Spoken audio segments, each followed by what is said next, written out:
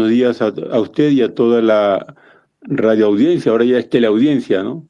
Sí, ahora es digital audiencia de CRM. Muy bien. Ingeniero, el quinto puente. Todos estamos ansiosos de esta obra que tiene ya algún tiempo.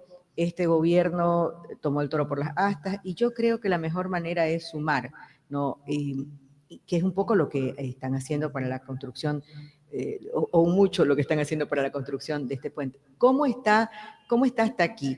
¿Qué han logrado? ¿En qué se ha avanzado? Leía unas declaraciones a principios de años del ministro de Transporte y Obras Públicas que decía que el año pasado pues no se pudo avanzar todo lo que se quiso, se avanzó un 72% de lo programado. ¿Cómo va la cosa hasta ahora?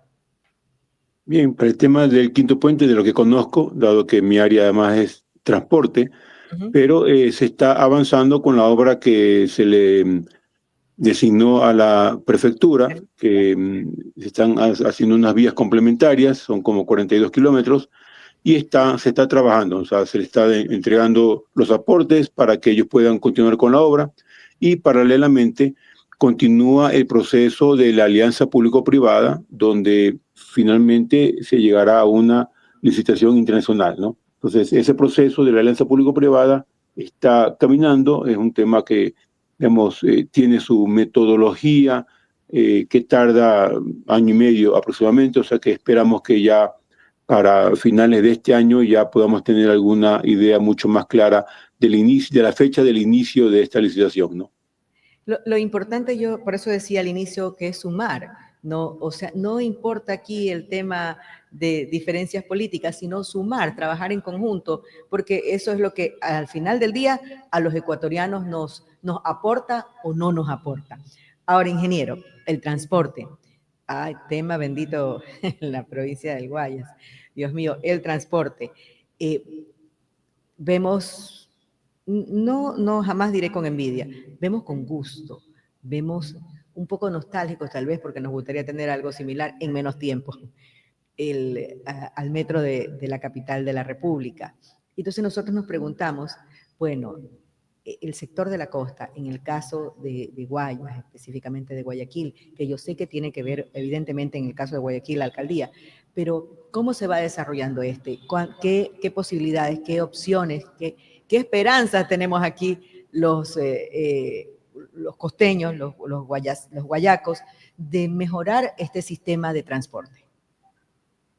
Bien, como ministerio, nosotros intervenimos en la política nacional, no vemos mucho lo de cada GAT, lo de cada municipio, pero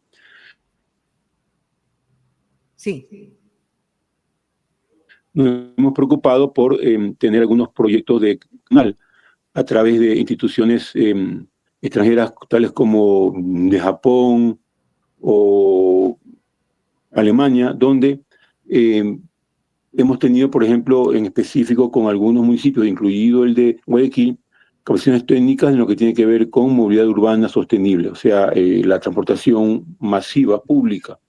Entonces se les ha dado mucha capacitación, información técnica, análisis de costos, digamos, darles herramientas a los técnicos para que ellos puedan desarrollar las ideas que puedan tener en cada ciudad. Además de eso, el ministerio también preocupado por la movilidad entre cantones, dado que digamos, es un tema ya de la provincia. También estamos analizando modelos de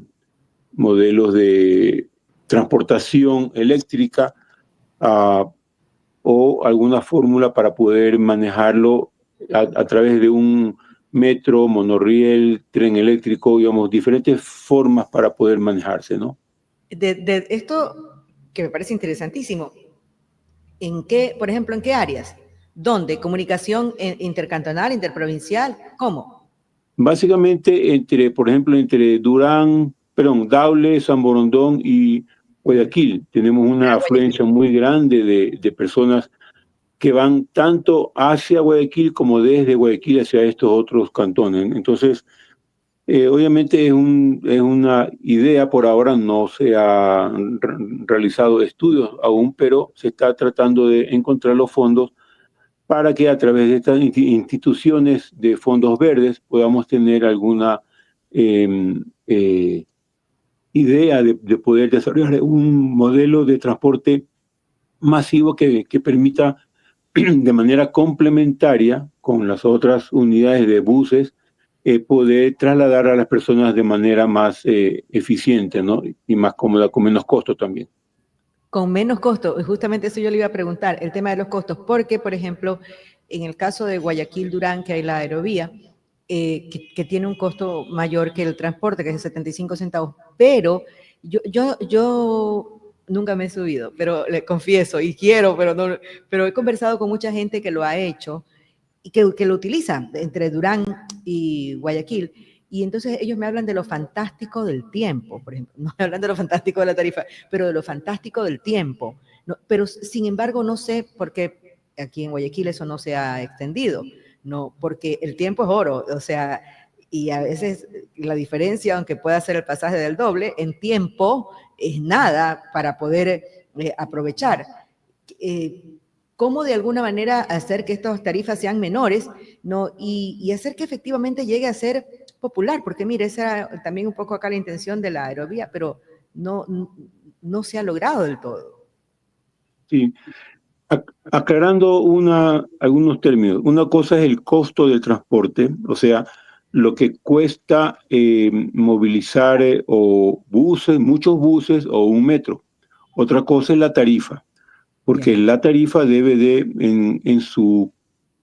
en lo que se puede, solventar estos costos de transporte. Entonces, precisamente la aerovía da un servicio muy bueno. Yo sí me he subido, le recomiendo que lo haga porque Lo voy a hacer. usted se va a dar cuenta de la facilidad que le da al usuario el transportarse principalmente desde Durán a Guayaquil. Eso me han dicho. Digamos, la facilidad que hay, los beneficios que hay para el usuario, básicamente en la disminución del tiempo de este traslado. Aproximadamente cruzar de Durán a Guayaquil hasta la estación de Octubre le demora alrededor de 20 minutos, ¿no? 23 minutos. En cambio, con un bus usted tiene que cruzar todo el tráfico que hay en el puente de la Unidad Nacional o en San Borondón, dependiendo de dónde venga, Y dependiendo de la hora.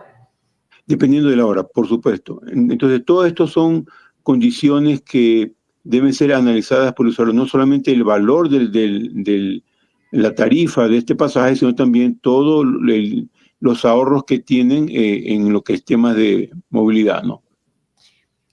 Ingeniero, ¿por qué no? Me parece fantástico lo que usted menciona de un transporte eléctrico, una de las alternativas de transportación eléctrica.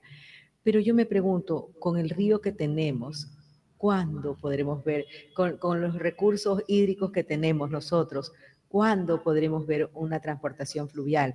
Muchos funcionarios a través del tiempo que he entrevistado me han dicho, le digo lo que me han dicho, me dice, es que no es rentable. Yo no sé si sea rentable o no sea rentable, yo voy a hablar sin conocimiento, sino por emoción. Yo creo que cuando uno quiere hacer algo puede buscar la manera para que sea rentable, pero más allá de eso, la identidad, ¿no?, que hemos perdido, sobre todo las nuevas generaciones, con el río, con nuestros recursos naturales, es muy grande. Y yo creo que el tener una transportación fluvial sería importantísimo, no solamente en ese aspecto, sino también para volver a apropiarnos de lo que es nuestro, ¿no? Y no dejárselo a la delincuencia. Sí, nuestro río tiene muchas bondades y también tiene algunas limitaciones.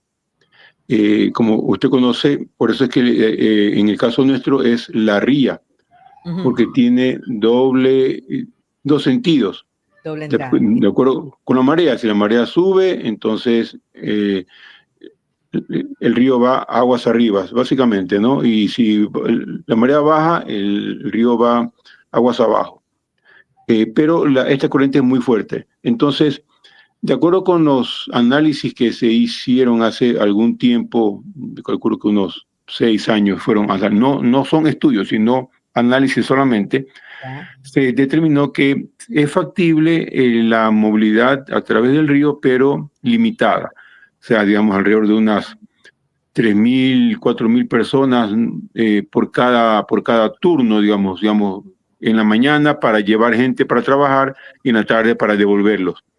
Porque la dificultad que hay primero hay que construir muelles o adecuar muelles y establecer sistemas de barcazas, digamos, con poco calado, dado que nuestro río, digamos, tiene esas afectaciones de asolvamiento o de arena en ciertos sitios que dificultan un poco esa movilidad. Masivo es más complicado, no puede ser porque no da la capacidad de operación de esto, pero si usted, por ejemplo, también debería hacer lo que yo he hecho, que es tomar unas lanchas que están al inicio de Malecón 2000, a la altura del teatro, que lo llevan en unas lanchas, de unas barcazas y le hacen los paseos por el río Guayas. O también coger lanchas desde el lado del parque histórico y venirse hacia la zona de Guayaquil de manera turística. Eso y sí usted se dará cuenta allí de las maniobras que hay que hacer para poder trasladarse por el río, ¿no? Sí, sí, es verdad. Incluso, y mire que me iba a referir, porque yo le iba a decir que hay la transportación turística, eso sí hay, ¿no? Para incluso barquitos en donde uno vaya y fiestita y uno puede divertirse y todo. Pero tal vez un poco ampliar esa opción, porque es maravillosa, pero sí es limitada también de alguna manera. O no sé si ha respondido solamente a lo que la población ha manifestado, pero sería interesante, ¿no? Por ejemplo, o sea, de pronto una mayor identificación y ver la utilidad de la transportación fluvial, ¿no? La utilidad de la transportación fluvial. Ojalá que en algún momento esto sea un proyecto a ejecutarse. Ahora, ingeniero, hay obras que ya se empezaban esta semana, me parece. Conversaba con gente de la Vía La Costa de Puerto Azul y decían que querían salir corriendo porque habían obras que se empezaban esta semana y que esta semana o la próxima semana y que el tráfico y todo en el sector iba a estar terrible, ¿no? Por estas obras que se iniciaban. Un poco cuáles son las alternativas, porque Guayaquil si bien esto puede pertenecer a ATM, Comisión de Tránsito, etcétera, pero, por ejemplo, a futuro, ¿qué alternativas nos quedan en estas zonas? Usted nos ha hablado de esa comunicación del Gran Guayaquil, Daule, San Borondón, ¿no? Pero, por ejemplo, en estas otras zonas como Vía La Costa, donde la verdad es que cada vez es más difícil para quienes viven allí o para quienes tienen que ir a trabajar o pasar por este sector, el tema del tráfico. Uno tiene que darse unas vueltas, Dios mío, y a veces cierran esas vías de ahí y tiene que casi que irse hasta el peaje para poder retornar, ¿no? Entonces, ¿qué otras alternativas o esa es la situación inamovible de este sector? Bueno, primero hay que tener en consideración que tenemos que un poco cambiar la costumbre que tenemos los ecuatorianos, por así ponerlo más generalizado, y es el de que queremos que los parqueos o los retornos sean muy cerquita. Eso obedece siempre a un estudio y análisis técnico donde, comparando en otros países, usted para dar una circunvalación en una autopista tiene que avanzar 20, 30 kilómetros, o sea, 20 minutos, media hora. Entonces, acá quizás no hemos estado pero efectivamente los retornos deben de estar, digamos, son diseñados técnicamente para eso. Hay muchas alternativas, ¿no? Primero, por ejemplo, la una es poder en algún momento ya, de acuerdo con el desarrollo o la planificación que hay para el nuevo aeropuerto, construir ya la nueva carretera que permitirá también aliviar por unos años el tráfico que hay en la vía a la costa, desviando ciertas modalidades de transporte como la carga pesada hacia esa otra vía. Pero y de ahí también hay otros, desarrollar otros modelos de transporte también, por ejemplo, sistemas de metrovía articulados en esa zona en una forma, o también la otra es desarrollar lo que le contaba hace un momento, algún tipo de metro o monorriel elevado para que también dé el servicio hacia esa vía que poco a poco se va congestionando más y más, porque obviamente la ciudad debe crecer hacia un lado y hacia la costa es sitio lógico, ¿no? Además también que hay mucho desarrollo industrial, principalmente con el puerto ahí en Pozora. Eso está desarrollando muchas actividades que obviamente obligarán a que aumenten las capacidades de movilidad para esa zona también. Ingeniero, le voy a preguntar sobre un tema que es transversal y que a los transportistas los ha golpeado muchísimo, como a todos, en todas las áreas de la vida, Dios mío, el de la seguridad. ¿No? Los transportistas han tenido que tomar medidas como, por ejemplo, en el caso de los camioneros, etcétera, unirse. Ya no pueden venir uno solo por el peligro de que lo secuestren, etcétera. Entonces van como en convoy. Últimamente también, por ejemplo, en el transporte ha tomado algunas decisiones drásticas como salir de líneas de circulación porque les robaban mañana, tarde, noche y porque los tenían amenazados con vacunas de miles de dólares. ¿No? Es decir, si es que les iba bien, la posibilidad de cambiar o mejorar unidad era nula. Eso tenía que ser para los vacunadores o extorsionadores. ¿No? ¿Cómo desde la Subsecretaría de Transporte también se aborda este tema, que es, como yo entiendo, como es transversal y esto es trabajo en sí de muchos otros ministerios, pero que tienen que ver con el tema de la transportación, porque pueden matar la transportación en algún sector? Bueno, esto realmente es un tema de seguridad y eso estamos empezando a ver ya los resultados de las acciones que está tomando el gobierno nacional a través de la Policía Nacional y el Ejército. Este es un tema que, como el señor presidente lo dijo, no es algo rápido. Es un proceso donde tenemos que salvar al Ecuador a través de, primero, las leyes que se han estado aprobando y que permiten una acción más efectiva en contra de la delincuencia, y por otro lado, acciones que ya se han tomado, como es, por ejemplo, la inclusión de la Policía Nacional de Tránsito en algunas vías de la costa, vías estatales de la costa, donde según información de ellos, nos han comentado que ha disminuido en un 40% más o menos los índices delincuenciales en estas vías. Entonces, todo esto es un proceso que deberá de irse atacando con relativo éxito, hasta ahora de lo que hemos visto, donde poco a poco va a ir bajando estos índices delincuenciales y la idea es que ya podamos volver luego a tener el Ecuador que tenemos antes, ¿no? Ingeniero, no porque sea parte de su labor en este momento, pero sí es parte de su conocimiento, de su experticia. Usted estuvo al frente aquí en la ciudad de Guayaquil en estos temas. Y Guayaquil, Dios mío, tiene un sistema de transportación en este momento de llorar. O sea, no hemos avanzado. Estamos como en lo que habíamos avanzado hace, ¿cuánto? 5, 6, 7 años atrás. Y hasta ahí nos quedamos. Y es más, hemos disminuido porque porque yo creo que esto de la guayaca no es una facilidad, tal vez esto de la tarjeta, tal vez es una cuestión, no sé si económicamente sea una facilidad o no, la verdad es que no lo sé, si alguien se ve obligado a comprar una tarjeta, no lo sé, no, pero como tal, como infraestructura no hemos avanzado. No, por eso le decía, desde su experticia, por la experiencia que usted tuvo al frente de este tema en la ciudad, ¿cuáles son las alternativas que le quedan a Guayaquil para poder mejorar una transportación que cada día es más deficiente por 10.000 motivos? Bueno, Guayaquil tiene una excelente red de transportación pública.